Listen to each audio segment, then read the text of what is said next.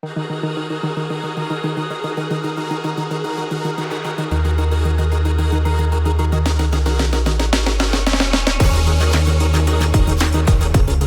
are not poor because they lack stuff.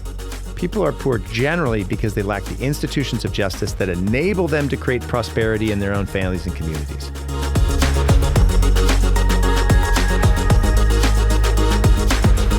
Welcome to Acton Line, a product of the Acton Institute for the Study of Religion and Liberty. I'm Eric Kohn, executive producer. For today's episode of Acton Line, we're bringing you a conversation about poverty that we recently hosted on our sister podcast, Acton Unwind. That episode focused on the latest issue of Acton magazine, Religion and Liberty, which looked at issues of poverty, contending that the problems of poverty don't have a single solution, but many solutions. For this conversation, I'm joined by my Acton colleague, Dan Huger, as we talk with our Acton colleague, Michael Matheson Miller, Chief of Strategic Initiatives and a Senior Research Fellow, about his essay, The Poverty Pyramid Scheme, and with Distinguished Fellow in Political Economy and Senior Research Faculty at the American Institute for Economic Research and an affiliate scholar at the Acton Institute, Samuel Gregg, about his essay, Mistaken About Poverty, a review of the book Poverty by America by Princeton sociologist Matthew Desmond. If you enjoy this conversation, I encourage you to subscribe to the Acton Unwind podcast. Acton Unwind is a weekly roundtable discussion of news and current events through the Acton Institute's lens on the world, promoting a free and virtuous society and connecting good intentions with sound economics. Each Monday, I'm joined by Acton Institute experts for an exploration of news, politics, religion, and culture. We'll put a link in the show notes for this episode where you can subscribe to Acton Unwind. You can find additional resources in the show notes for this episode, as well as find previous episodes of Acton Line on our website at acton.org/actonline. And if you like this program, you can help us reach even more listeners by sharing it with a friend and leaving us a 5-star review on Apple Podcasts. We welcome your comments as well. Acton Line is available on Apple Podcasts, Google Podcasts, Spotify, or wherever you listen. Welcome to Acton Unwind, an ongoing conversation on a free and virtuous society. I'm your host, Eric Kohn. I want to thank you for listening, and I want to ask that if you're listening to us on our website, that you navigate right now to the show notes for this episode, where you'll find a link to subscribe directly to Acton Unwind at Apple Podcasts, Google Podcasts, Spotify, or anywhere else where you listen to find podcasts. And if you like this program, please leave us a 5-star review at Apple Podcasts so as to help more people find our show. I'm joined today by Dan Huger, Acton's librarian and a research associate. And today we're joined by Michael Miller and Sam Gregg. Michael Matheson Miller is Chief of Strategic Initiatives, a Senior Research Fellow, and Director of the Center for Social Flourishing here at the Acton Institute. He is the director and producer of the award-winning documentary Poverty, Inc. and the Poverty Cure DVD series, and was the founding director of Poverty Cure, which promotes entrepreneurial solutions to poverty in the developing world. Longtime listeners to this podcast will remember Sam Gregg from his previous appearances here. He is now the Distinguished Fellow in Political Economy and Senior Research Faculty at the American Institute for Economic Research and an affiliate scholar at the Acton Institute. Michael is the author of the essay, The Prosperity Pyramid Scheme, and Sam is the author of the essay Mistaken About Poverty, a review of Matthew Desmond's book Poverty by America. Both essays appear in the fall 2023 issue of our magazine, Religion and Liberty, which focuses on the issue of poverty.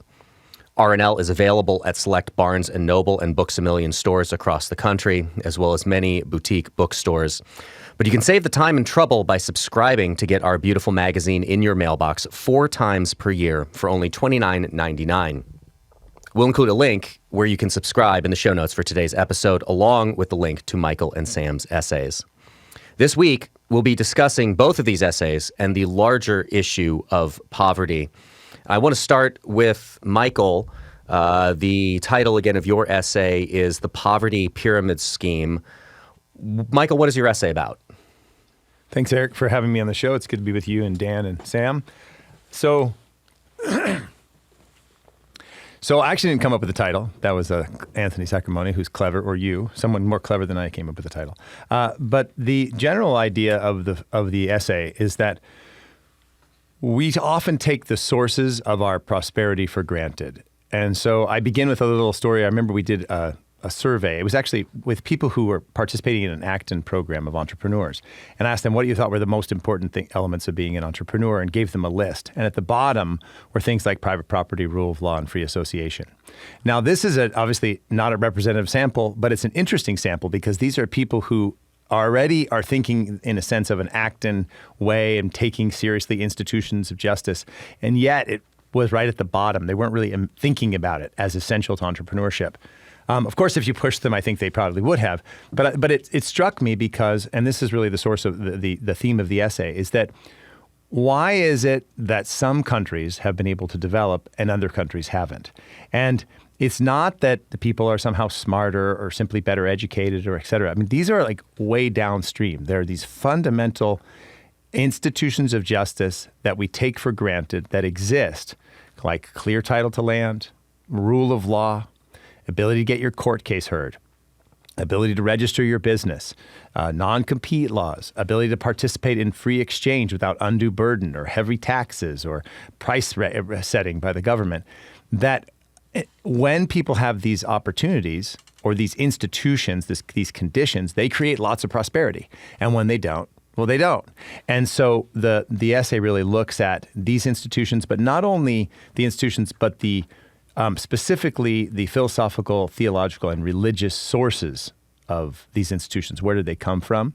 And I focus especially on the Jewish and Christian tradition as a source of these institutions in the West.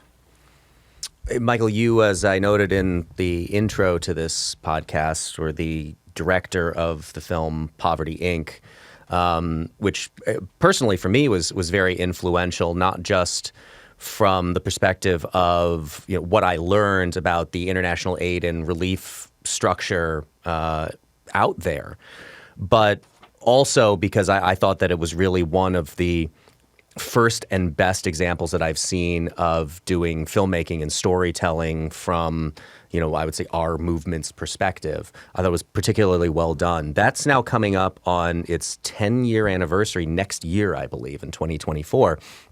From 10 years on, what have you learned from both that experience and in the intervening time that has changed or amplified your understanding of these issues? Well, first of all, thank you for your kind words. I'm glad you found it well done. You have high standards, so it means a lot. So I think a couple things stand out to me over 10 years. Recently, I was at a conference earlier this year with William Easterly, who is a quite well-known development economist at NYU. And Easterly wrote a number of books called The Elusive Quest for Growth and The White Man's Burden and The Tyranny of Experts. And is working on a new book, in fact, this year.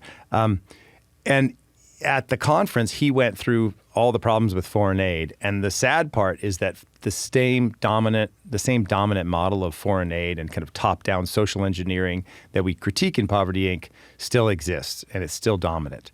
At the same time, we're also seeing, I think, a lot of people realizing that model doesn't work, and it's not addressing the fundamental questions, which is not how do we get people things or what do people need, but rather what are the institutions of justice and the conditions that enable people to create prosperity in their own families and communities. And I think there's a slow but growing movement there, and I was happy that Poverty Inc. could be part of that. And I'd say the other thing that has struck me is really even more of a deeper appreciation of the institutions of justice that I talk about in this essay, right? Private property and rule of law, and complexity. I think this is probably the thing that I've begun to appreciate more and more, and even in like a self-critique of previous work or things I've said, is just how many layers upon layers upon layers of embeddedness, as you know, Eric, I like to talk about, that we're in. It's on the bingo card for this episode. Exactly. No, I wasn't going to let that go. I'm going to win bingo here. But this, and what I mean by embeddedness is just the complexity of the cultural and sociological, religious life that we live in that we take for granted. I mean, the fact that, like, one simple example, we're speaking to each other using a cultural artifact called the English language that has developed over time. It's there. It develops. And this idea of complexity has made me, in fact, more critical of the dominant views of social engineering, which I think, we'll often say, oh, it's the hubris of the social engineer. Unfortunately, I think it's not just hubris. I think it's also a naivete. Because we live in this complexity. And the very simple example I give in the essay is, it's as if I could go to your house and say, oh, let me wire your house for electricity because I know how to turn on the light switch in mine. And just because the light switch works doesn't mean I understand the sources of all that electricity. And I think that's the hubris and the naivete of the social engineer who just doesn't understand the religious and sociological complex sources of justice that have enabled us to create prosperity, and still tries to go to the poor people and say, let me solve your problems for you, when they don't even understand their own wealth.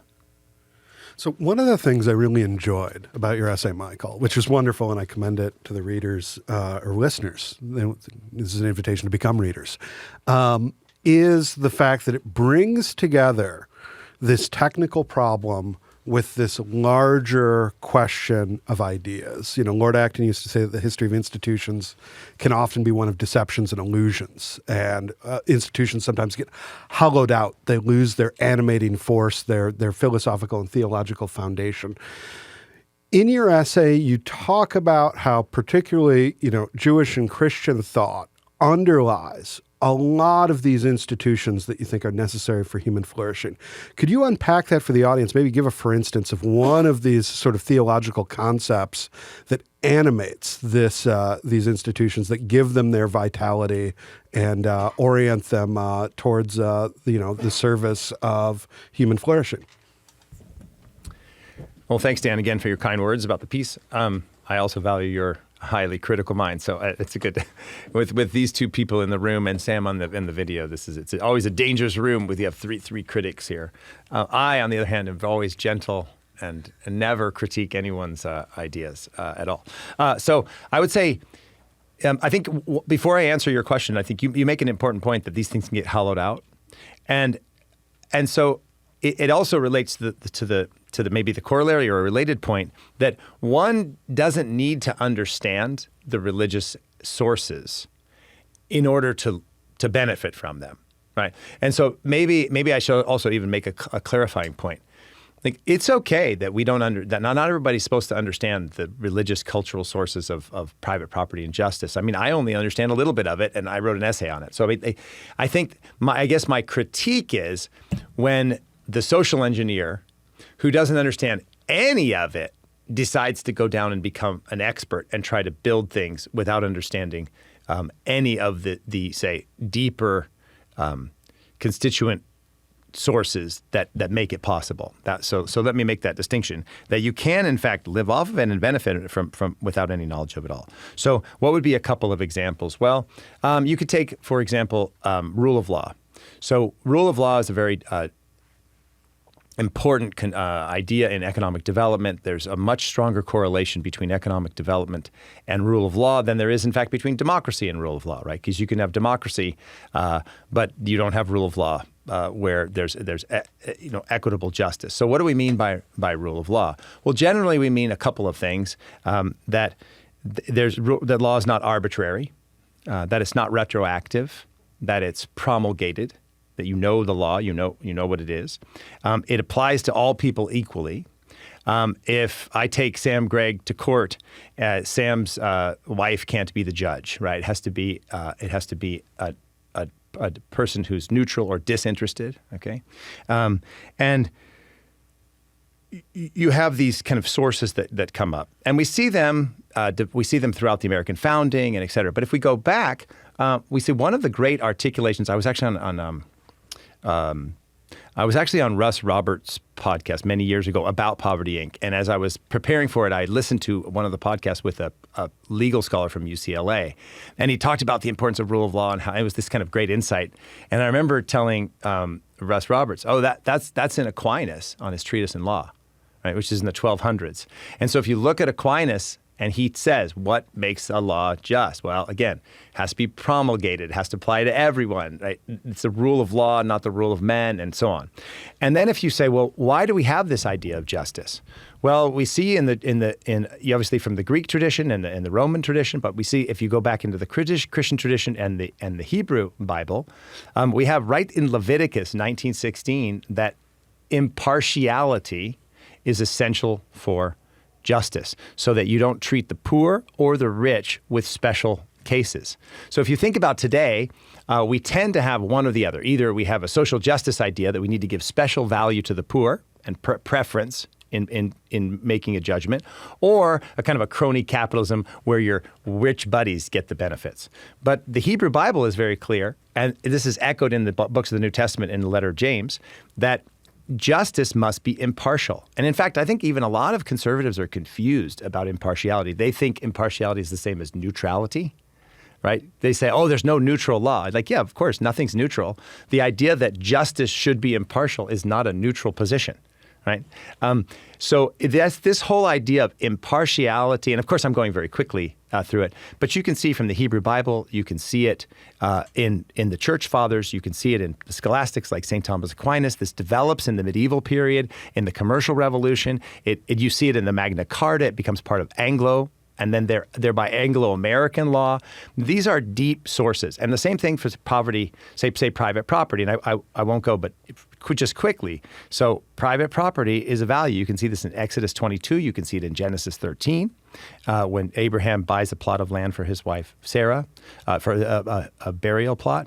Exodus 22, you're not allowed to steal. You see it in I think it's 2 Samuel, when David, before making sacrifice to God, says, I will not make a sacrifice for something that I don't own. So he buys the animals from Araunah the Jebusite after the plague. You see it in the books of the New Testament, the Church Fathers on, et cetera, St. Thomas Aquinas. And of course, you see it also in Aristotle and other places. But these ideas that private property is good, that justice is better than injustice, right? Why is justice better than injustice? Well, because we have a concept of the human person, of time, of the goodness of being, et cetera. These things are very, very deep, and they don't just emerge from nowhere, and they're not simply technical aspects. And so they do have a technical component, right, which we want to take seriously. But those technical components, as I think, as you said, kind of quoting Lord Acton, are rooted in deeper traditions. Does that answer your question? Yeah, absolutely. Now, there's another. I think this story is compelling, and I think this story is largely true. I mean, what we have in the West that's the product of classical civilization, that's a classic product of Hebrew civilization, that's a product of Christian civilization, on into the present day, is a sort of, the first time in human history we really get these institutions of justice at scale and for long durations of time, in fits and starts and never perfectly, unevenly distributed, but they're there, they persist. But I was thinking as I was reading your essay, there's a offhanded remark that Lord Acton makes in his History of Freedom and Antiquity, in which he talks about ideas of freedom of religion, and he grounds this in this similar sort of theological story going back. But he makes this offhanded remark that actually the first time we see this in the world is in India with Ashoka, the first Buddhist king of India. And he sort of leaves it at that. And then I was reading a biography of Swami Vivekananda recently. And when Vivekananda goes to America, the Parliament of Religions, he's really impressed by American civil society, charitable institutions. And when he goes back to India, he wants to bring that model to the Ramakrishna order. And he wants them to set up orphanages, to do famine relief. And he gets some pushback from his brother monks that say, hey, this seems like very Western. This seems like a very American idea. What we want to do is we want to pursue liberation, from the cycle of birth and death. And he says, and they say, all this poverty, all this human suffering, this is just Maya anyways. This is just an illusion. And he goes, well, Vivekananda comes back and he says, he goes, well, one of the things that we believe in the Hindu tradition is that Atma is Brahman. And that as a result, even this pursuit of liberation is Maya. So this is and he attempts to ground in a Hindu way the same sort of institutions of justice that he saw in the West. Do you think it is a unique contribution, or is it in some way sort of historically incidental? Yes, we have this amazing legacy from these various Western traditions, but are there resources in other religious traditions that you could ground these sort of things in? That's a very big question, Dan. So let me try to give a cursory, at least first answer, and maybe we should do a whole podcast on this with more preparation. So, I would say, interesting. What's the name of the highest caste in the Kerala region? Like AIER? Oh, I'm not as familiar with Kerala. Okay, so it's like a segment of the highest caste, and they actually have this whole charitable institutions like hospitals and everything. So if Kerala is a lot in southern India is very Catholic, and I'm not an expert in India. I've been to India once, but it's very interesting because you see all these institutions, these Catholic institutions there, and then you also see this Hindu institutions of charity as well. So I think so this is above my pay grade, but I do think there's a tradition, at least in some parts of the of Hindu tradition. So and then the other elements, but on the big question is you asked, I think, a couple questions. Are these things incidental, one, and two, are there sources we can find in other traditions? So let me separate those as distinct questions. I'll answer number two first. I think, yes, it's possible to find some of these things in other traditions, right? We see, for example, ideas of justice in the Hindu tradition, in the Buddhist tradition, in Islam, et cetera. So there's and if you take at all seriously, say, C.S. Lewis's notion of the Tao, right, that there is at least a general idea of natural law, and of this, of course, is a very big ocean to jump in, because when we say there's natural law, what do we mean by natural law? Do you say, is natural law what men do naturally? Does that mean rape, murder, extortion, killing, and torture are natural, right? Or do we mean by natural law that we're a certain kind of being with a certain kind of essence? And for St. Thomas Aquinas, natural law means that, or one of the ways to think about natural law is that it is the human being's participation, the cognitive participation in the eternal law, right? And there's this long debates in the medievals, as you know, Dan. Well, do you have to be in a state of grace to have access to natural law? And generally the idea comes out, no. As a human being, you're created in the image of God, right? And as a being created in the image of God, you have access to the, cloudy as it may be, that some things are good, some things are evil, some things are right, some things are wrong, all right? And of course, our senseless minds can get darkened. And of course, as St. Thomas says, we get it wrong, and that's why we need revelation. So these are all lots of caveats, but you asked a super hard question. So I'd say, in one sense, yes, in all traditions, you're seeing this striving for truth, this idea of justice, idea of fairness, the idea of care for the poor, etc. Now, so yes, I think you can find some of those things in the tradition. But we don't see that to the extent we do in the Hebrew Christian tradition, right? The Jewish and Christian tradition. Now, the question then, number one was, is it incidental? And I would say, no, it's not incidental. I think it actually is quite, I don't want to make it, there's not like a straight line from this to capitalism or to this to democratic America. I'm not making that case. What I'm saying is you see that there's a deep, coherent understanding. Right. So let me give a couple of quick examples. Right. Why? One of the foundational distinctives of the Jewish religion, and thereby the Christian religion, is that being is good. The goodness of being. Right. The world is not made out of dragon's blood. It's not made from a demiurge. Right. But God creates the world. He declares it good. And the world is de-divinized. Right. The lamps, the sun and the moon, Ratzinger says, are like lamps in the sky to measure time. They're not gods. This means that the world is good, but also intelligible. right? And so this intelligibility, and then the idea that we're supposed to have dominion over the earth, right? And in fact, Sam Gregg, who's here, we should have him join in because he wrote an excellent book on reason in the West, where he actually talks about the development of science and a lot of these very ideas. In fact, I'm going to blame Anthony Sacramone in public, but I had Sam Gregg in here and he cut him out. And I think I actually quote Sam, because this is from a forthcoming book called Excluded. And actually I quote Sam's book, which is, what's it called? Reason, America. No. Reason, Faith, and the Struggle for Western Civilization. Okay. All right. I always tease. I always put America. 2019. I always put America in all of his titles. Okay. Right. Great book. Everybody should read it. It's a great book. And Sam deals with these things, even the question of science, right? So if the world is intelligible and good, and we have dominion, and we're supposed to help create complete creation, this influences the scientific project.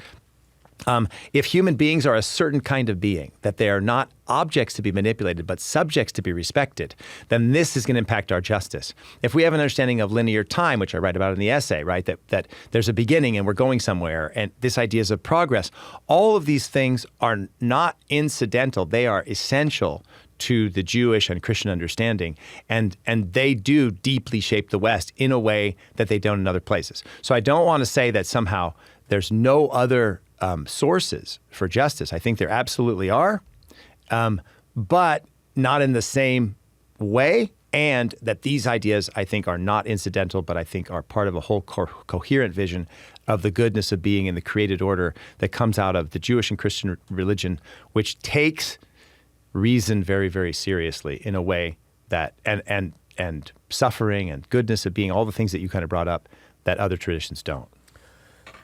Let me ask you this, and I think we may get Sam to comment on this as well, but as you were talking, you reminded me of this piece that our colleague Stephen Barrows wrote for the Detroit News, which is also published on Acton's website. We'll put a link in the show notes, all the way back in 2021, which was about the withdrawal from Afghanistan. And the point that Steve made in that piece, I'll read here from the teaser that we put on it.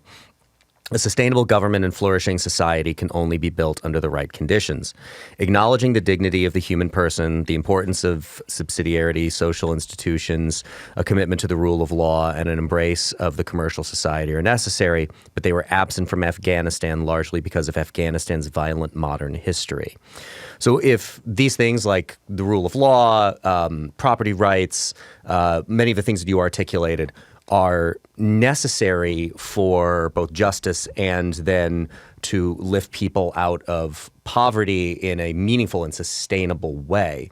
How do you bring a society like Afghanistan with its long history and, as Steve notes, its violent modern history, how do you prepare a society like that to really rise out of poverty? How do you bring about something like the rule of law in a society like Afghanistan that, knows its own form of justice, and probably not one that would mesh very well with our understanding of it here in the West? How do you begin to address these kind of fundamental issues upon which you begin to build the structures that are necessary to bring people out of poverty? I think that's another very complex question, and I don't know if I have a great answer. I mean, I think my general answer is, and it's maybe not a very optimistic one, I don't think you can. I mean, I think that there's a certain amount of kind of help or assistance people can give another people, like one nation to another. But it has to be desired. I mean, I think it's like we're dealing with just like a human being. I can't want for you something that you don't want.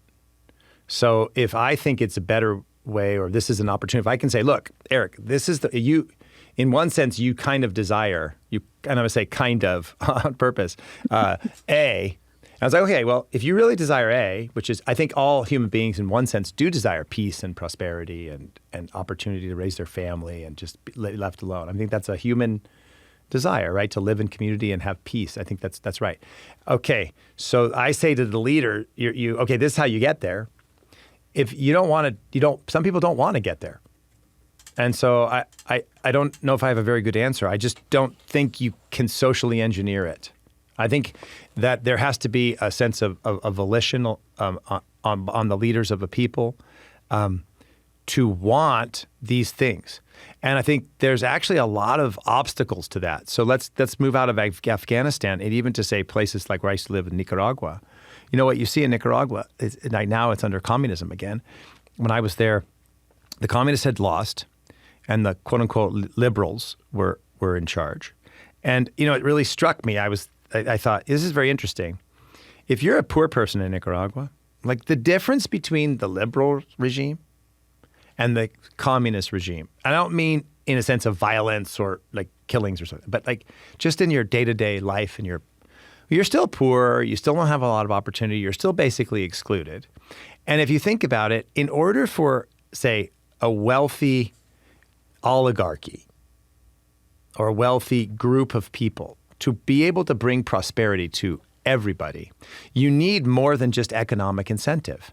Because if I'm upper middle class or middle class, say upper middle class or wealthy, I have no economic incentive if I live in a country like that, if I'm powerful, to create the institutions of justice for economic reasons. I only have them for, say, a deeper moral or human reasons, right? And I didn't say humanitarian reasons because I'm against humanitarianism, but human reasons, right?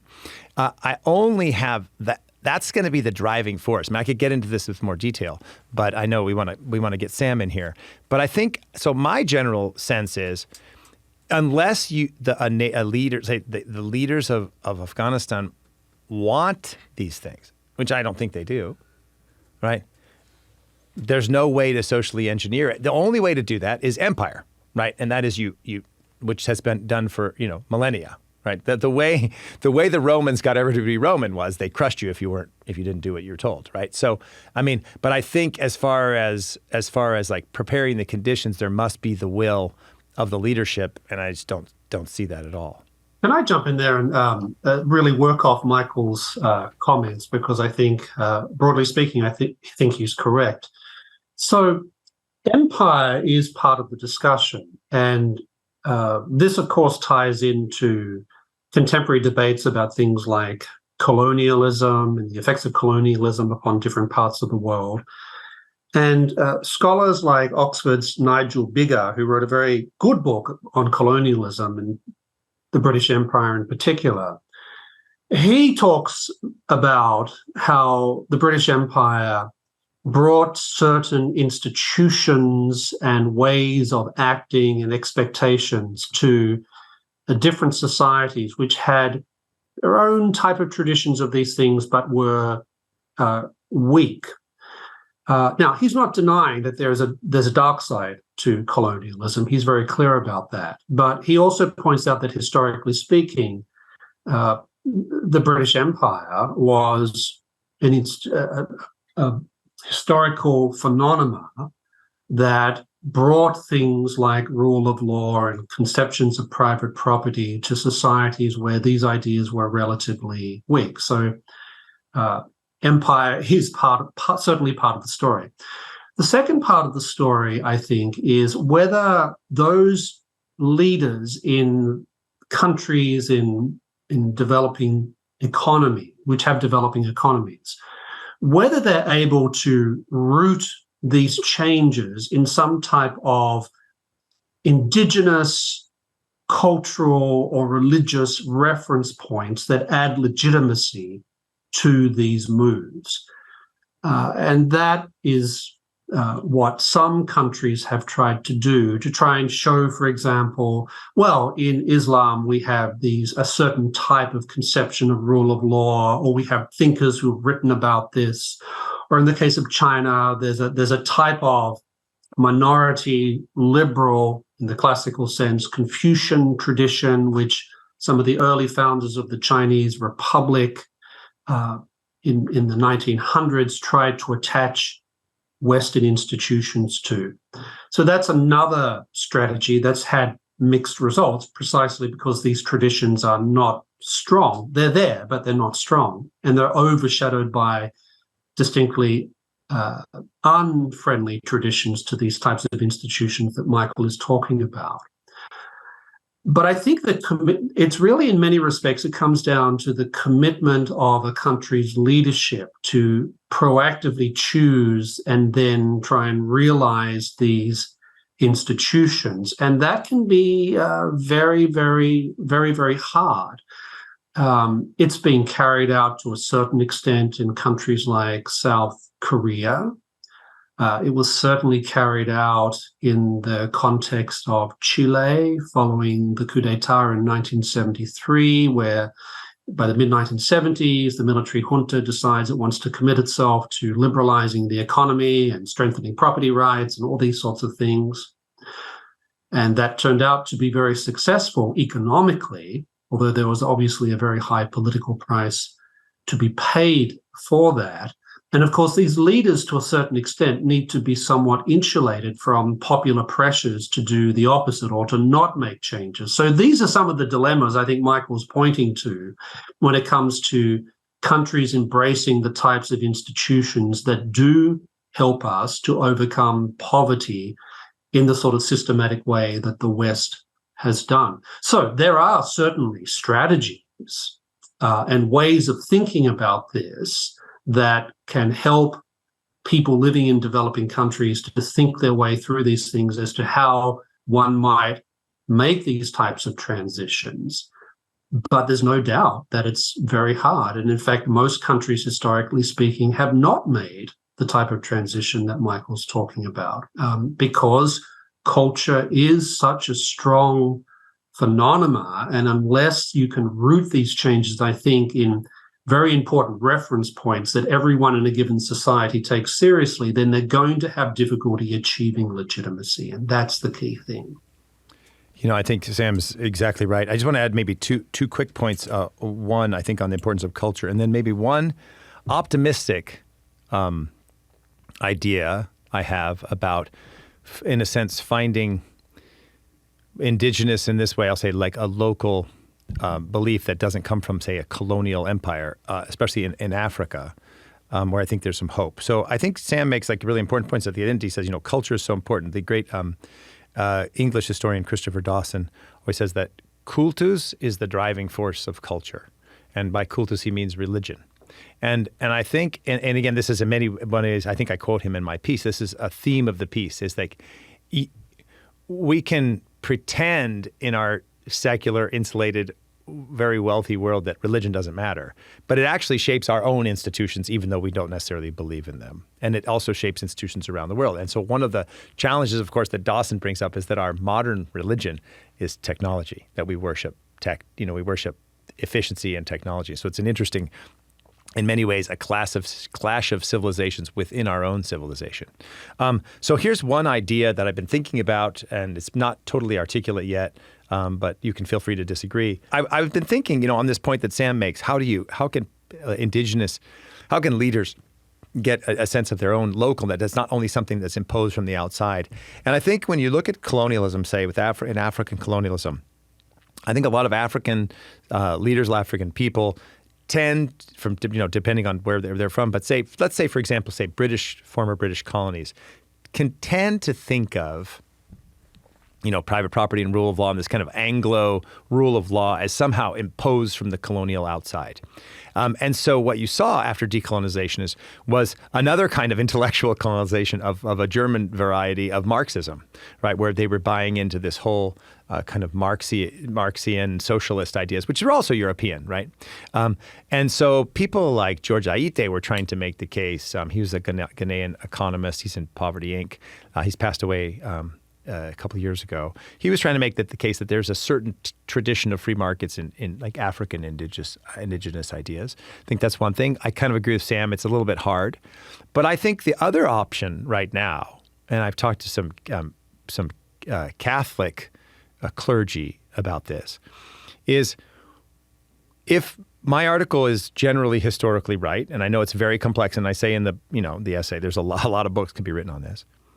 And as what does Lord Acton say? The history of liberty is messy. What's the word he uses? It's among other things the common pretext for crime. Yeah, that's right. That's right. Among other things, the common pretext for crime. Exactly. So that's perfect. But I do think, where did, say, England get these ideas? Well, they came from the Jewish and Christian traditions. So if you're say a Catholic bishop or priest or Protestant pastor in Africa, an African, you don't have to accept private property, rule of law, freedom of association, and this idea of a commercial development in society and the intelligibility of the universe and importance of the dignity of labor. Because the English did it. The English got it from the Jewish and Christian traditions, of which you are an equal inheritor, is my point. So don't reject these things because they're English colonialism. Accept them because they're part of, say, the Catholic belief, the tradition of which you are part of, just like other billion people throughout the world. It's not simply a Western idea. And I think that's maybe a way where in Africa there's a way to bring these ideas in as part of a reflection of their deepest beliefs. And I've actually talked to like Nigerian priests about this idea. And in some ways, Africa is the inheritor and maybe protector of Western civilization, which sounds strange, but they actually thought, yeah, I think that's right. So I want to turn our conversation now to Sam's essay that appears in the fall issue of Religion and Liberty, focusing on the issue of poverty. And that essay is Mistaken About Poverty. That is a review of the book Poverty by America by the sociologist Matthew Desmond. Sam, what did you find in Matthew Desmond's book Poverty by America? So Matthew Desmond is a Princeton sociologist who's long been active both intellectually as well as in a type of activist sense in thinking and writing and trying to address questions of poverty in America. Now, I think it's fair to say he comes from a distinctly left-wing standpoint when it comes to thinking about these types of issues. He wrote some key parts of the 1619 Project's analysis of capitalism, which I've written long critiques of elsewhere, both in terms of logic as well as his command of the historical facts, etc. But in this book, Poverty by America, he argues essentially that something like 18% of the population of the United States is in poverty. He argues that this requires, not surprisingly, more government intervention into the economy, although he freely concedes the dysfunctionalities associated with that. He also tries to make comparisons between poverty in America and poverty in other developed economies, in which he argues that America is in terrible shape compared to most other developed economies. He makes the case for things like why we need minimum wages, why business should be made to accept these types of things. He argues there's a trade-off between corporate profits and labor costs, etc.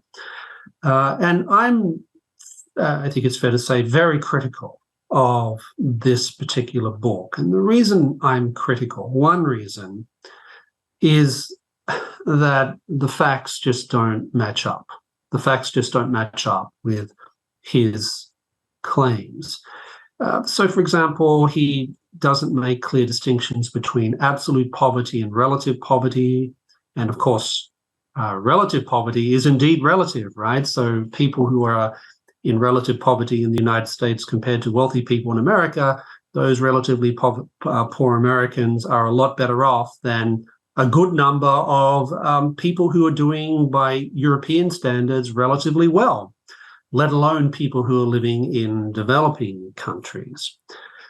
So I go through and basically critique primarily on the basis of measurements, statistics about these types of problems. So, for example, in 2023, the Journal of Political Economy put out a study of basically how poverty has fared in the United States since Lyndon Johnson's Great Society programs, which of course were designed to effectively rid us of poverty in the United States. And their analysis of the American economy and poverty in America since the Great Society programs is that they basically say there is no absolute poverty in America. Statistically speaking, the war against serious poverty, absolute poverty, has effectively been won. And that's an amazing achievement, and it doesn't match the types of arguments that Desmond proposes in his particular books. Now, it should be said that this Journal of Political Economy study points out that relative poverty reductions have been modest. So it's not like suddenly everyone is living a upper middle class lifestyle. That's not true.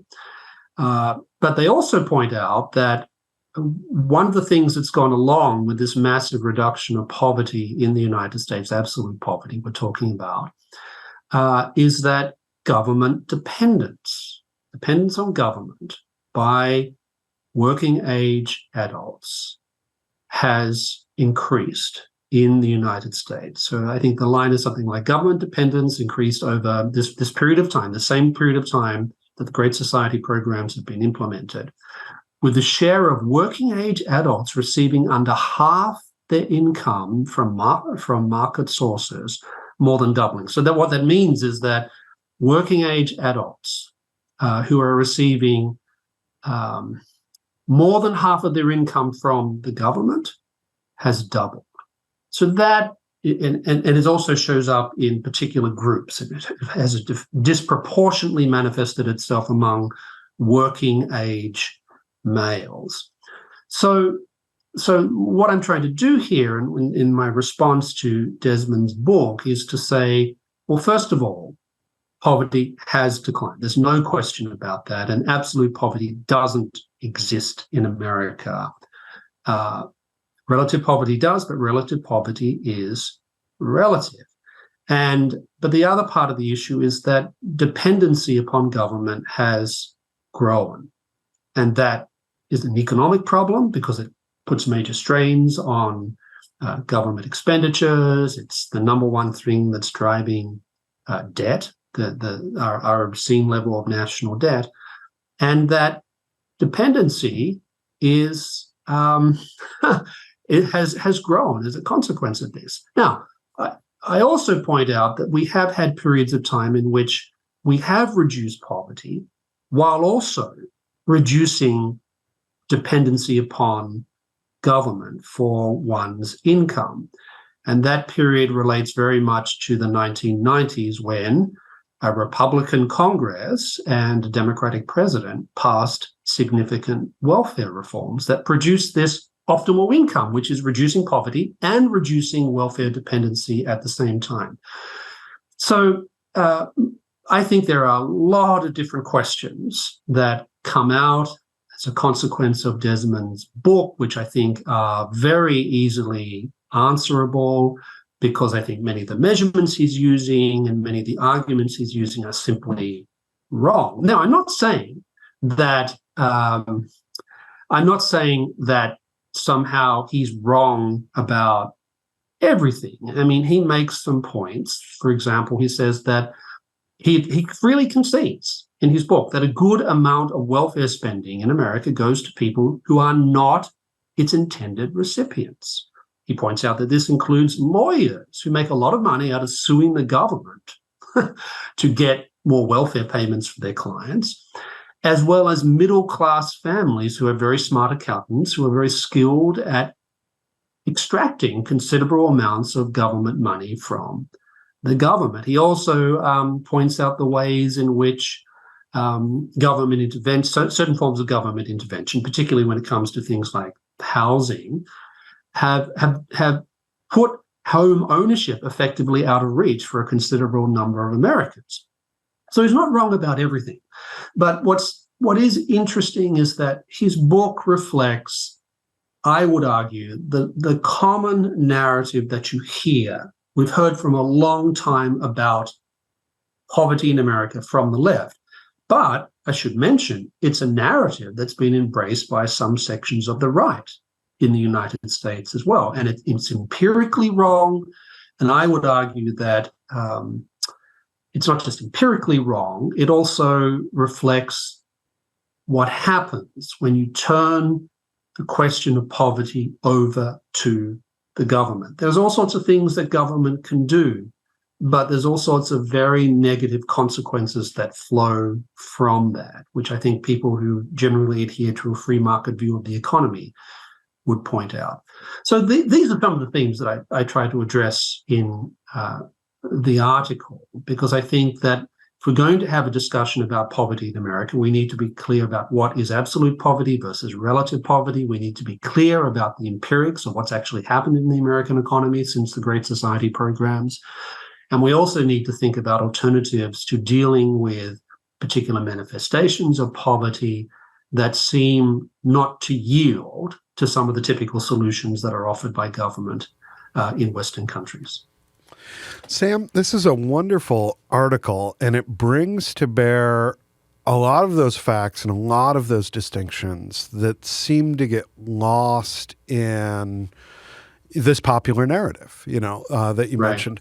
Now, my question is to take a step back from the facts for a second and invite you to speculate on why it is that this narrative is so compelling and so widely held, both by folks on the left and increasingly by folks on the right.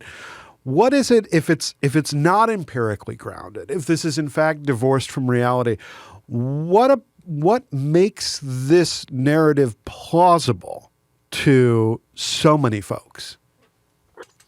Well, I think there's a number of things. Part of it's, let's call it a visual thing, right? So you can't help but go to big cities like Chicago, Los Angeles, New York, Washington, D.C., and you see significant numbers of homeless people. You see and many of them are young men. I think that's one of the reasons why it's a compelling narrative, because it fits with some people's visual experience of what it's like to live in some of the large metropolitan cities in the United States. I also think it fits with, again, a type of visual thing when people go to particular parts of the United States, say parts of the Midwest, for example, where they see once relatively flourishing towns not so flourishing. And I think that's something that confirms in people's minds that this type of poverty that Desmond purports to capture, they think, oh, this is proving my priors about these sorts of things.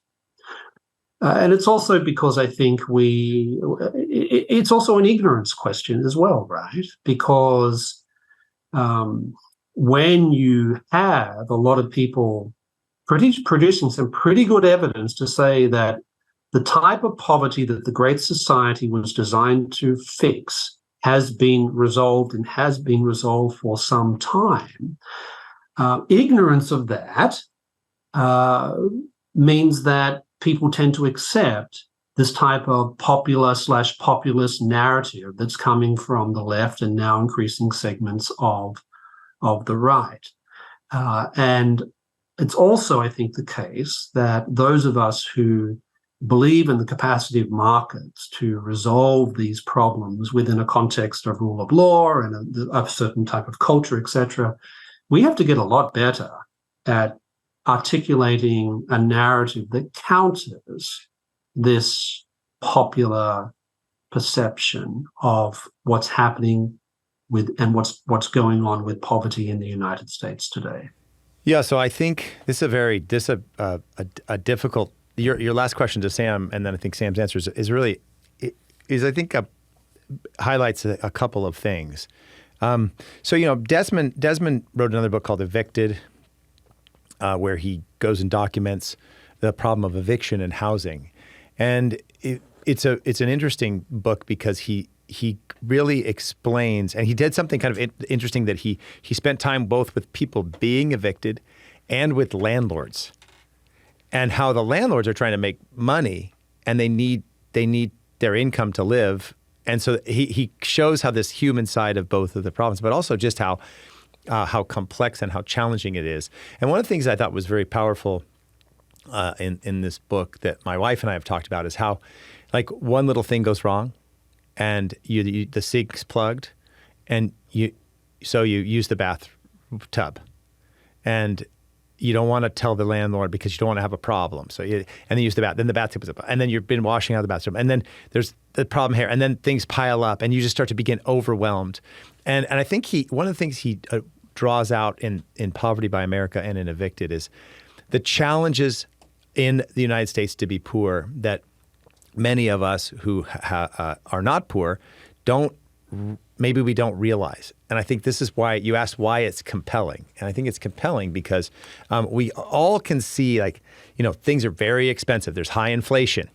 The food's expensive. You have to get your car fixed. And, if you're vulnerable or you're poor, you can see in this, especially in Evicted, but also in Poverty America, you can immediately fall into a really vicious cycle very quickly. And I think he's highlighting this point. I mean, he's not alone. I mean, Angus Eaton and Ann Case did this in Deaths of Despair.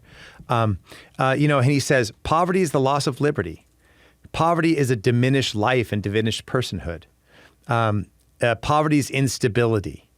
Poverty is the feeling the government's against you. These are examples he gives in his book, right? Those are quotes are close to that. And I think that there's something that's, I think, one of the reasons it's compelling is he highlights the personal challenges of poverty, and also that it's expensive to be poor, right? It's tough to be poor. So I think that he in many ways his focus on that is that, as Sam said, we see it, we feel it, we have some sense about it, and then he pulls it out. Now, how then should we think about his work? And again, I'm still working through all of his work. I mean, he's a very serious person at Princeton. I'm at the Center for Social Flourishing. We're taking his work very seriously, and so I'm not ready for a full critique or analysis yet. But I do think Sam makes an important point. Like, you could say, and this maybe is related to your question, Dan. Okay, look, you keep talking about the statistics and the data, but the facts are people are suffering. And I think both of those are important and distinct. Yes, people are suffering. Why is it important that his data and statistics have to be very solid? Because he's recommending action based upon these things, not just based on anecdotes, right? So we have to take those things and we have to really look at his data very carefully. He writes about government abuse and wasted money, and then also makes the case for the government. So I think we have to think about these things. So the other thing is he's very kind of supportive of the Great Society. And as there's a lot of evidence that the Great Society, which is very much an overlap between developing countries, right? It was high, what the Yale anthropologist James Scott called high modernism in his excellent book, Seeing Like a State. This idea that somehow we could socially engineer and plan everything to solve the problems. And William Easterly writes about this in his books as well. This Great Society approach also had a lot of negatives, all right? And so, for example, we see some of the transportation going through vibrant African-American or ethnic neighborhoods, destroying those neighborhoods, getting rid of apparently terrible tenement housing in neighborhoods that Scott says would be functional order, right, but lack formal order. So the social engineer can see, and this is sounds like very pedantic, but I think it's really insightful. Like the social engineer can see formal order, but he can't see the functional order of daily living. And so we got to clean those out and then put people in these massive government projects like Cabrini Green or Robert Taylor Homes or Pruitt-Iago. And Eric, I think you should jump in here because you know so much about these things where you actually had social workers going to their houses, making sure there were no men there. And then we look at the problems of the family, the problems of poverty, and we don't take seriously. I don't think Desmond takes seriously enough. And again, I have to go through it in more detail, so maybe maybe I'm wrong. So it could be to discuss these things. But he does talk about the family, and he does. I don't think he takes seriously enough the fact that the decline of marriage, the decline of fatherhood, the rise of drug use, the rise of suicide, the the deaths of despair, and as Sam says, the rise of government dependency. And so I think part of what we have to do and what we're trying to do with the Center for Social Flourishing here at the Acton Institute is also look at the question similarly to the developing world. So in the developing world, I'll often say, people are not poor because they lack stuff. People are poor generally because they lack the institutions of justice that enable them to create prosperity in their own families and communities. And I think there's a parallel. It's obviously different, but there's a parallel here in the United States that what's causing poverty is a lack of social capital, a lack of social flourishing. If you come from a broken family, your chance of being in poverty increases exponentially. If you don't have a father in the house, your chance of suicide, depression, incarceration, on, increases dramatically. And there's an excellent book by Seth Kaplan called Fragile Neighborhoods, where he looks at the importance of place-based solutions, which is very different from kind of the large-scale social engineering approach. And so in one sense, I think there's an interesting tension in Matt Desmond that, again, I need to spend more time on, but that Sam highlights there and that you brought out, Dan. He really makes us pay attention to the micro. And this is something that I think has been helpful for me. And I talk about complexity. He makes us pay attention to the micro. But then it's almost like there's two Desmonds. There's look at the problems, and then he says, okay, we have this like ideological approach, whether it's the 1619 project that doesn't, as Sam has talked about, doesn't like have historical, like, there's a lot of historical errors there, or the sense that, the Great Society is our solution. I think this is the challenge of Desmond. It's why it's compelling and frustrating, right? But what it seems to me is that it's missed is that what are the conditions that enable for human and social flourishing? And that, of course, you need a state for that, right? Of course, we've just talked about private property, rule of law, freedom of association, but you also need communities with strong families, commercial society, education, opportunities, civil societies that are working together where people then have the opportunity to flourish. If you have an adverse childhood experience, if you have up to 5, it can reduce your lifespan by up to 20 years, right? There are millions of poor children who are having adverse childhood experiences, not simply because they're poor, but because they live in crime-ridden, drug-infested, or neighborhoods with gangs, poor educational opportunities, and with no fathers in the home, with broken families. And unfortunately, I don't think the Great Society is innocent in actually creating the conditions for some of those very pathologies that now plague and challenge so many poor Americans. And I think we have to take that seriously if we're going to really move to thinking about poverty. So in one sense, I like Desmond's work in that it's a great challenge and so concrete. And at the same time, it feels like once he gets into solutions, it's just standard social engineering fare. I don't know if you have a response. Eric, you've thought a lot about this. At the same time, of course, let's keep in mind that his empirical analysis of the facts is wrong. Right. Well, then that's what I said. Well, that's a serious problem. Big time. And the left are very reluctant to sort of talk about that. The other problem is that. Sorry, Sam, can I say one thing about that? I agree, because I just want to say really fast. That's why it's so important you said that, because he's basing policy based on those empirical errors. Okay, keep going. Yes. And the other thing I was going to quickly say is that many of the social dysfunctionalities that you just talked about, the absence of father, the breakdown of marriage, drug abuse, etc., let's keep in mind that the left for a long time has had a pretty relativistic view of those sorts of things. Who are you to judge whether it's important to have fathers in the family? Who are you to judge that marriage breakdown is somehow a bad thing? Who are you to judge that people spend their time smoking dope or whatever it happens to be? There's a basic failure on the part of the left here to talk about personal responsibility for these things, because you can't do that in progressive world. It's all about structures. It's all about group. And that's a major block that they have in the way that they think about these things. This reminds me of one of the points I've heard Charles Murray make that he makes in Coming Apart, which is Sam's description of the left's thinking about what people can say and what they can articulate about these problems is one thing. But for the most part, the kind of people that I think we're thinking of here operate their lives in a very different way. They live as if all the things that Sam just articulated are true and good because they are. Absolutely. But they have this fear of preaching what they practice for the fear of being accused of being judgmental in some way, shape, or form. And I think there's a way that one can articulate the fallenness and brokenness of this world, that there are going to be families, no matter how much we are in favor of, and we create societal structures to support the family. There will be broken homes. And it's one thing to say that, okay, there are going to be these circumstances and here's how we're going to try to address them. It's another thing entirely to say that, the one is not preferable to the other.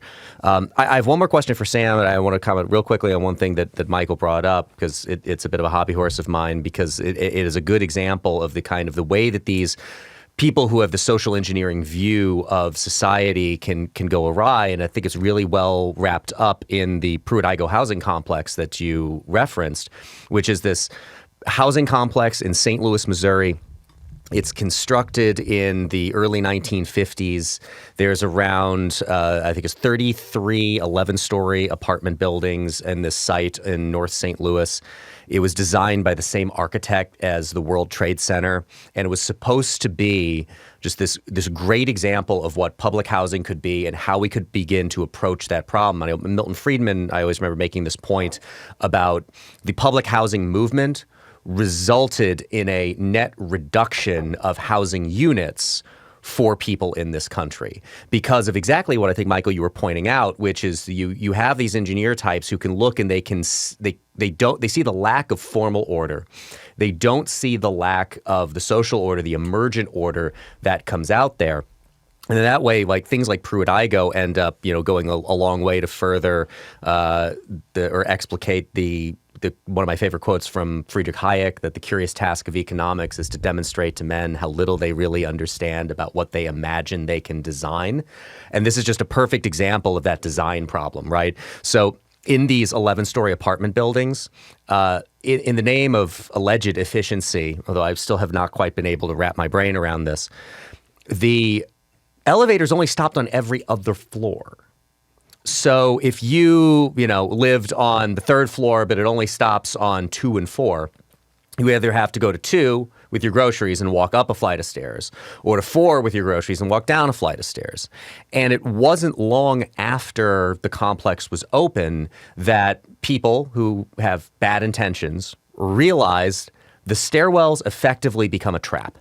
And the people who have their groceries or whatever they're coming home with, people just wait in the stairwells. They would mug the people who are moving between flights. And yeah, that's a huge problem. It is the lack of justice, is the lack of law and order within this complex. And it is represented in the fact that, again, it's torn down between 1972 and 76. There were things that were there before Pruitt-Igoe that were torn down to make room for Pruitt-Igoe. If you go to St. Louis, Missouri now, it's just a big wide open field. There's nothing that has been built there since. And I think it is just such a perfect example of the engineering mindset applied to these kinds of problems that think, we can fix this. We have the technology. We are smart enough. And we do these things and it does not turn out the way that we intended. Again, because you cannot predict all of the ways that it could possibly go wrong. And rather than, looking at the tenement housing that it replaced, in a lot of ways to us, from our perspective, is not ideal for the human condition. But arguably was better than what replaced it. And again, you go back to that Friedman point that it resulted in a net reduction of housing units in this country, combined with the NIMBY problems that we have now. We don't build enough housing. These are huge problems that we're still trying to grapple with. We're running long. I want to turn to Sam for one more question before, Michael, I come back to you for what I want to close out with. And that is this concept of what is, necessary for personal flourishing. People like Desmond, I will admit, I've read your article. I've not read his book. focus typically on the material conditions of poverty. And there's this kind of, there's a saying that you'll hear from people sometimes about, kind of a there before the grace of God go I kind of comment that says, I could be homeless tomorrow. And you know what? I'll speak for me. That's not really true. I would have to exhaust my welcome with a whole lot of family and friends who would have a room or at least a couch that I could sleep on that my family could stay with for a while before we truly would become homeless. The material part of it is important, but the social capital part of it is so incredibly important. We talk about things like the housing crisis, but also homelessness crisis in this country.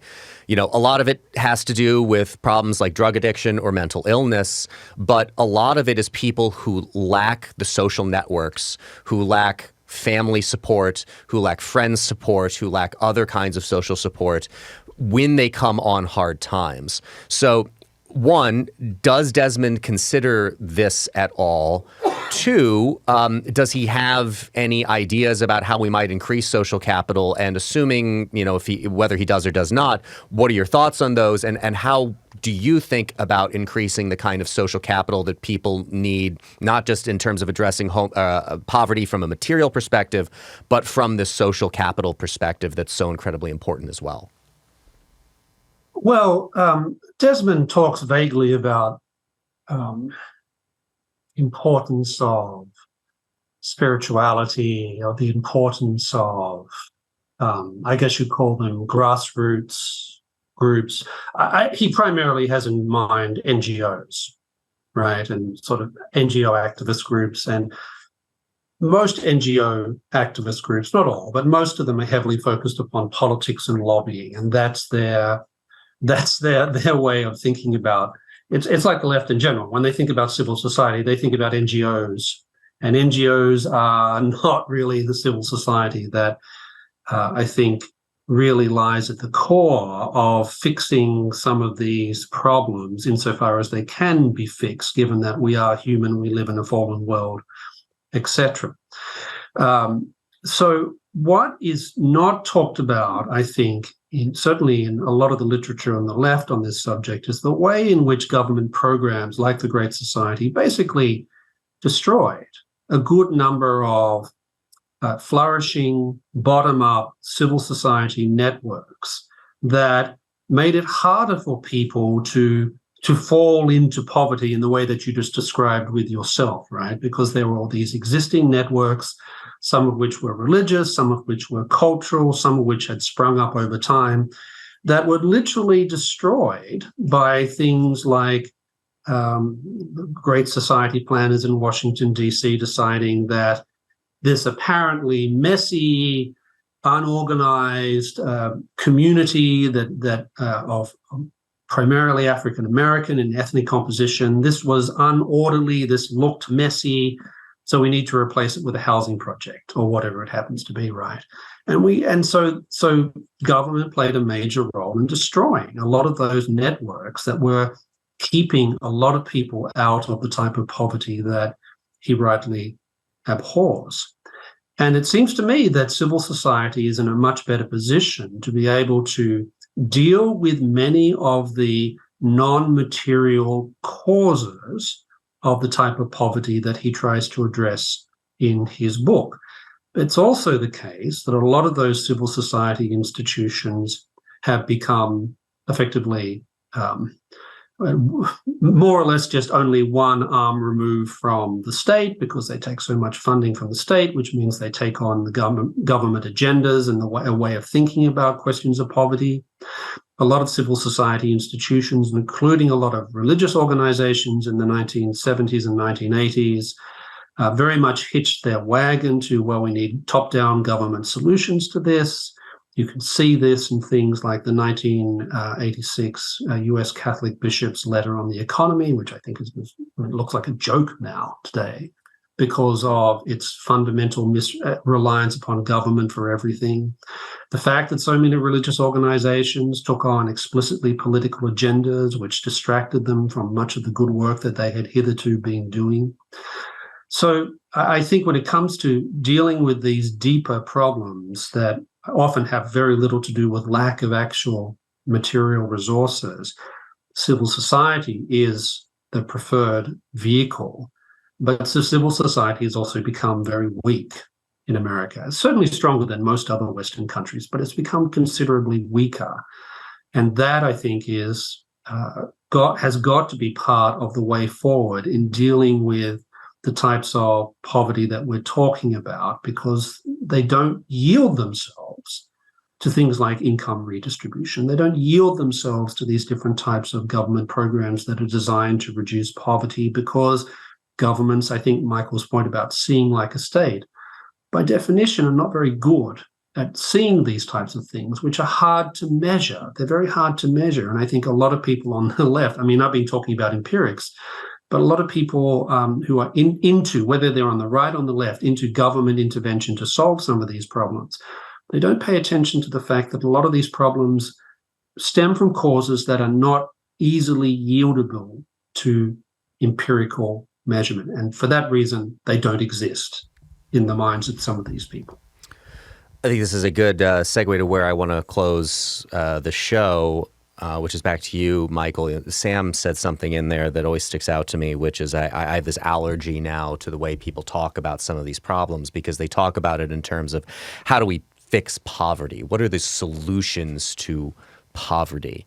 And to quote Thomas Sowell, that if it's to a certain extent, some of these problems, if they don't have solutions, they're not problems. They are just a characteristic of existing, which is one of the reasons why I like the Acton's new center, the Center for Social Flourishing, because I think it is thinking in the same vein, right? That poverty is not something that is going to be solved. We will someday be able to declare victory over, it in some sense, because it is a relative thing. You're always going to have a bottom 10% in any society. But it's one of the reasons why I like the approach that we have here at the Acton Institute. So being as you are the boss, the head man, the top dog, the big cheese, the head honcho at this new Center for Social Flourishing. You can call me Jefe. I shall call you Jefe. Please tell us about the Center for Social Flourishing, the work that you guys are doing and plan on doing for all of our listeners. Thanks, Eric, and thanks, Dan and Sam, for the good conversation. So the Center for Social Flourishing, I think you actually kind of set it up that as we thought about, we want to address questions of, so we've done this poverty cure project that addressed poverty in the developing world. And many people said, well, what about poverty in the United States? How do you think about that? So we spent a lot of time thinking what kind of name to give this center.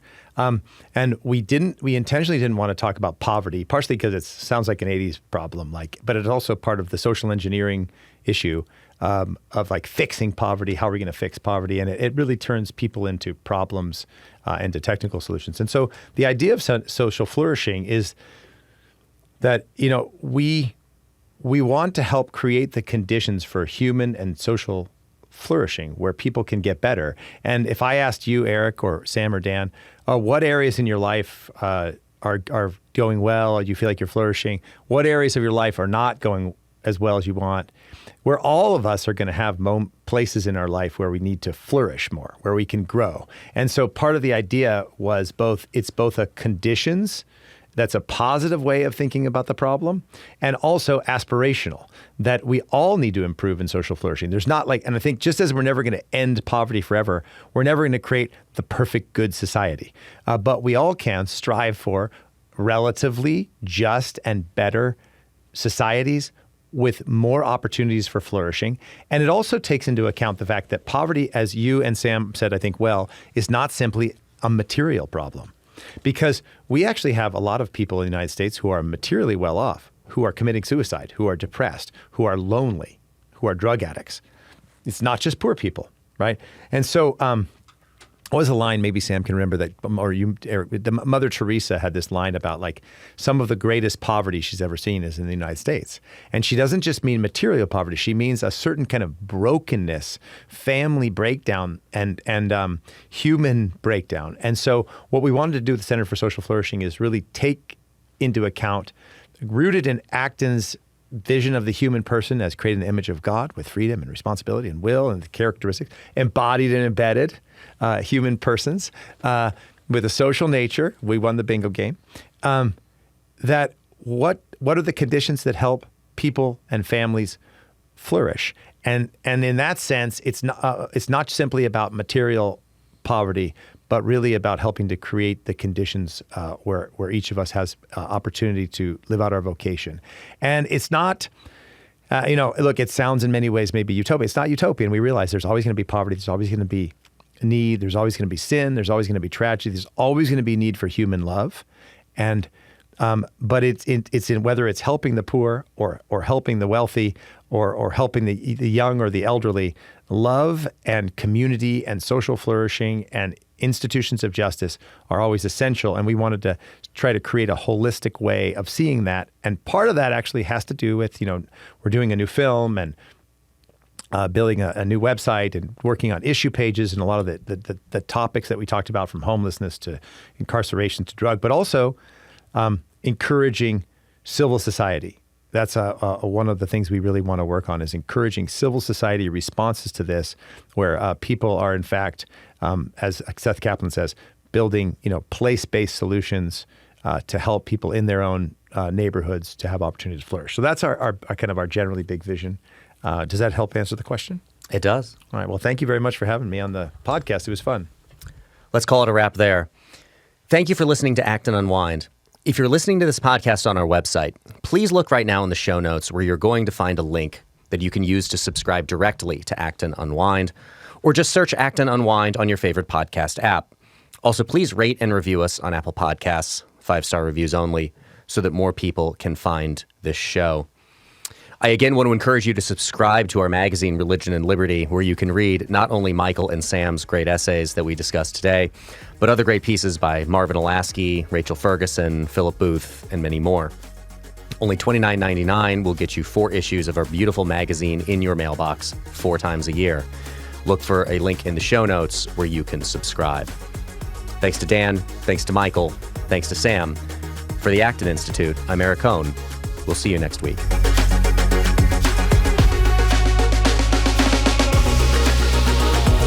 As always, thank you for listening. Our team loves putting this podcast together for you. It's encouraging to hear from our listeners. Feedback is incredibly important to us because it lets us know what you'd like to hear more of, including the kinds of topics you're interested in most. If you have comments, feedback, or ideas for a show topic or interesting guest, you can email our team at producer@acton.org. Until next week, for Acton Line, I'm Eric Kohn.